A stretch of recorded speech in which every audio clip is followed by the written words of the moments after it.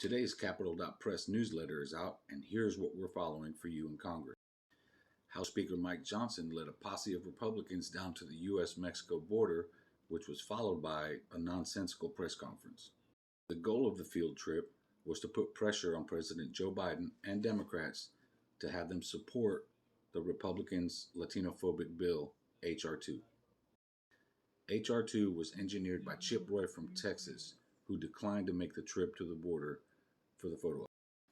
Meanwhile, at the Capitol, Republicans decided they wanted to try and impeach Department of Homeland Security Secretary Alejandro Mayorkas for his handling of the border.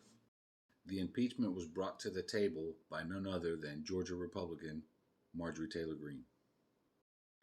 I spoke to Homeland Security about this, and Press Secretary Mia Ehrenberg tells me that Republicans are just wasting time going after Mayorkas.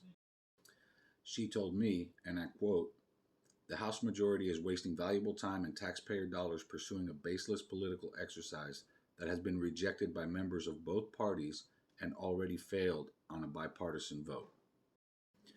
She went on to say there is no valid basis to impeach Secretary Mayorkas, as senior members of the House majority have attested, and this extreme impeachment push is a harmful distraction from our critical national security priorities. In other news, the Department of Justice filed a lawsuit against the state of Texas over its controversial Show Me Your Papers law, SB 4. The DOJ argues that it violates the U.S. Constitution's Supremacy Clause and Foreign Commerce Clause.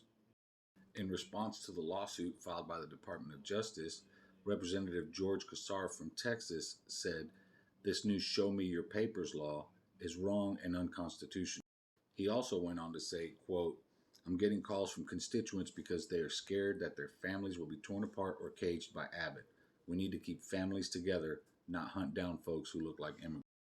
It's worth noting that Casar has previously joined Joaquin Castro, also Democrat from Texas, and other representatives in calling on the DOJ to step in and stop SB 4. And that's it for today. So make sure to go to Capital.Press and subscribe to ensure you don't miss a thing from the only Latino-run newsletter on Congress by credentialed journalists.